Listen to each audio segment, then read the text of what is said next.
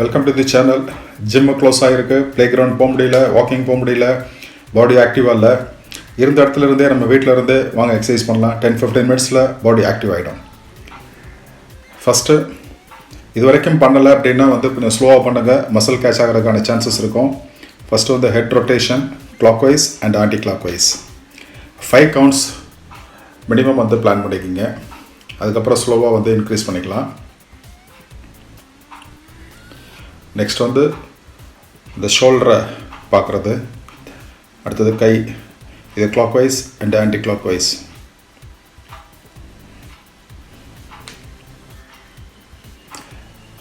Next கையை fall பண்ணி ஒரு 5 கவுண்ட்ஸ். இதுக்கு அடுத்தது செஸ்ட்டு கொஞ்சம் ஃப்ளெக்சிபிளாக இருக்கிறதுக்கு கையை 2 சேர்த்து வச்சு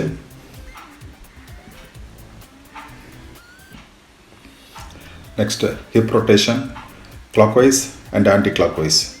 ஸ்லோவாக பண்ணுங்கள். இது வரைக்கும் பண்ணவே இல்லை அப்படின்னா ஸ்லோவாக பண்ணுங்கள்.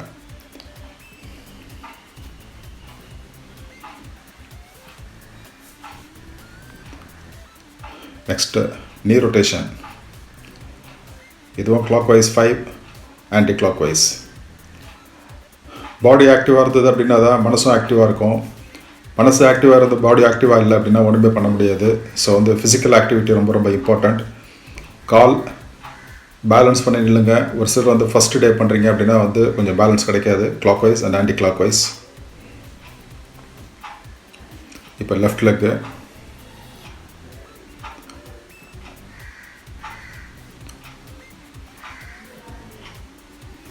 அவ்வளோதாங்க. இது முடிஞ்சிடுச்சு. நெக்ஸ்ட் ஸ்ட்ரெச்சஸ் போயிடுவோம்.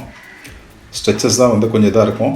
இப்போ கையை நான் வச்சுருக்கிற பொசிஷனில் வச்சுட்டு பண்ணிங்க அப்படின்னா அந்த பேக் ஏரியா ஃபுல்லாக ஸ்ட்ரெச் ஆகிறத ஈஸியாக ஃபீல் பண்ணலாம். ஃபஸ்ட் கிளாஸாக இருக்கும் அந்த ஸ்ட்ரெச்சஸ் அப்படின்றது. எப்படி மசில் நமக்கு ஸ்ட்ரெச் ஆகுது அப்படின்றத ஃபீல் பண்ண முடியும். ஒரு போஸ்டர்லேயும் ஒரு ஸ்ட்ரெச்சிங்கை ஃபீல் பண்ண முடியும். கையை இந்த மாதிரி போட்டு லாக் பண்ணுறதுல பண்ணுங்கள். இது பண்ணும்போது பார்த்தீங்கன்னா இந்த பின்னாடி இருக்க ஏரியா ஃபுல்லாக ஸ்ட்ரெச்சஸ் தெரியும். இதை என்ஜாய் பண்ணவங்களுக்கு ஸ்ட்ரெச்சஸ் இல்லை அப்படின்னாலே ஒரு மாதிரி இருக்கும். திரும்ப இந்த பொசிஷன் இதில் பண்ணும்போது நல்லா ஸ்ட்ரெச்சஸ் ஃபீல் பண்ண முடியும். மசில் ஸ்ட்ரெச்சஸ் ரொம்ப ரொம்ப இம்பார்ட்டண்ட்டு. கீழேருந்து நல்லா ஃபீல் பண்ண முடியும். அப்படியே டே 1 ஸ்லோவாக ஸ்டார்ட் பண்ணுங்கள். அதுக்கப்புறம் கொஞ்சம் கொஞ்சமாக இதாகிடும். இப்போ இந்த கீழே காஃப் மசில்கிட்டலாம் ஸ்ட்ரெச்சஸ் பண்ணுறதுக்கு ரொம்ப ஈஸியான ஒரு சில இதெல்லாம் இருக்குது. நம்ம வீட்லேயே எங்கேயாவது ஒரு கிரில் இருக்குது அப்படின்னா கூட இப்போ இந்த பொசிஷன் காலை கொண்டு போயிட்டு மேலே அதில் வச்சுக்கிறேன் நான். உங்களுக்கு வியூ கிளீனாக தெரியும். அதை பண்ணிவிட்டு இந்த லெஃப்ட் லெக்கை நம்ம மேலே லிஃப்ட் பண்ணும்போது லேசாக அப்படி தூக்கும்போது பார்த்தீங்கன்னா உங்களுக்கு கீழே இருந்து காலில் ஸ்ட்ரெச்சஸ் தெரியும். செம்மையாக இருக்கும் இந்த எக்ஸசைஸ். அவ்வளோதான். காஃப் மசிலுக்கு அந்த கீழே இருக்கிறதுக்கு பண்ணியாச்சு. இதுக்கு மேலே எல்லாமே கொஞ்சம் ஃப்ளோரில் பண்ணுறது. பேக் பெயின் இல்லை, ஃபார்வேர்ட் பெண்டிங் பண்ணலாம் அப்படின்னு சொல்லியிருந்தாங்கன்னா இது ட்ரை பண்ணுங்கள். இது பண்ணும்போது பண்ணுற கால் பெண்ட் ஆகாமல் இருக்கணும். அப்போ தான் உங்களால் ஃபீல் பண்ண முடியும். எந்த காலுக்கு பண்ணுறோமோ அந்த கால் பெண்டே ஆகாமல் இருந்ததுன்னா நல்ல ஃபீல் கிடைக்கும்.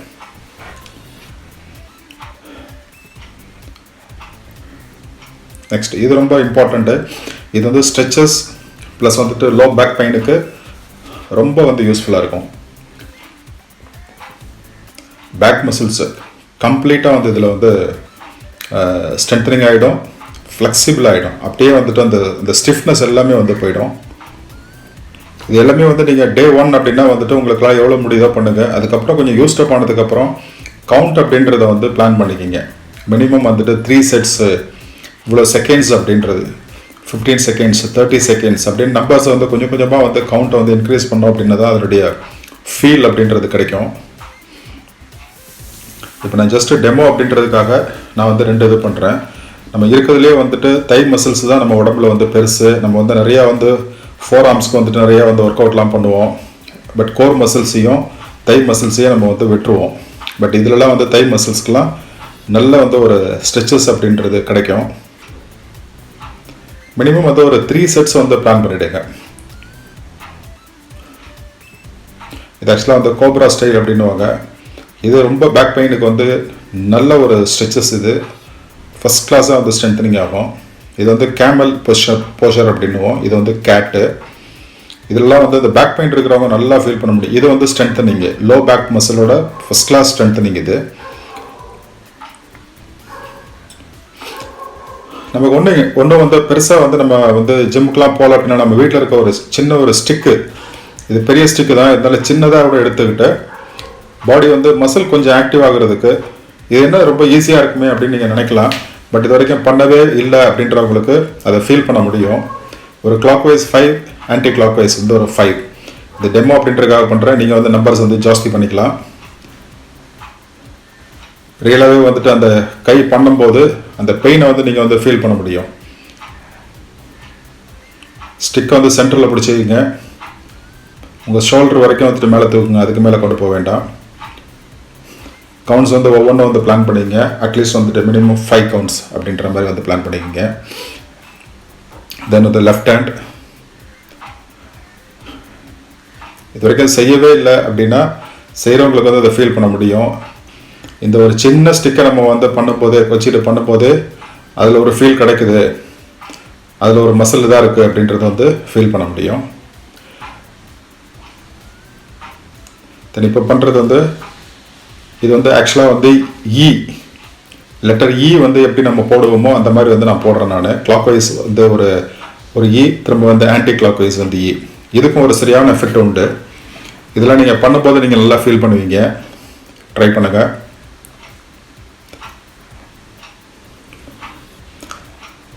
அடுத்தது கம்பு சின்னதாக இருந்தது அப்படின்னா உங்களுக்கு ரொம்ப ஈஸியாக இருக்கும். இந்த பொசிஷன் அழகாக வந்து இதுக்காக பின்னாடி வீடியோ பண்ணியிருக்கோம்.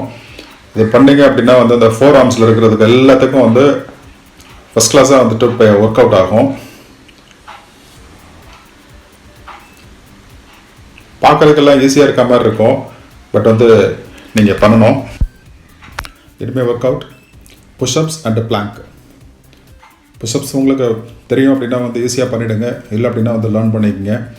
போஷர் கால் வந்து சேர்த்து வைக்காதீங்க. சேர்த்து வச்சிங்க அப்படின்னா ரொம்ப ஸ்ட்ரெயின் பண்ணுற மாதிரி இருக்கும். நான் ஒரு டெமோ அப்படின்றதுனால வந்து ஒரு 10 டைம்ஸ் பண்ணுறேன். பண்ண தெரிஞ்சவங்க நிறையா பண்ணுங்கள். பண்ணலை அப்படின்னா அட்லீஸ்ட் டே 1 ஒரு பாதியாவது ஒரு கவுண்டாவது வந்து பண்ணிவிடுங்க 1 டைம்.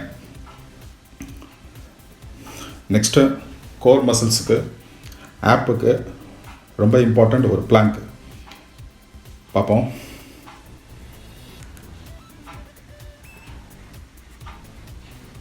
இது ரொம்ப ஃபீல் பண்ண முடியும். ஒரு 1 மினிட்லாம் வந்து இருந்தாச்சு அப்படின்னா அந்த வயிற்றுக்குள்ளார ஸ்டமக்கில் கடன்னு அந்த கோர் மசில்ஸ் எல்லாம் வந்து எப்படி ஸ்ட்ரென்தன் ஆகுதுன்றதை வந்து நீங்கள் ஃபீல் பண்ண முடியும். பார்க்க எல்லாம் ஈஸியாக இருக்க மாதிரி இருக்கும், பட் வந்து ட்ரை பண்ணுங்கள், உங்களால் முடியும்.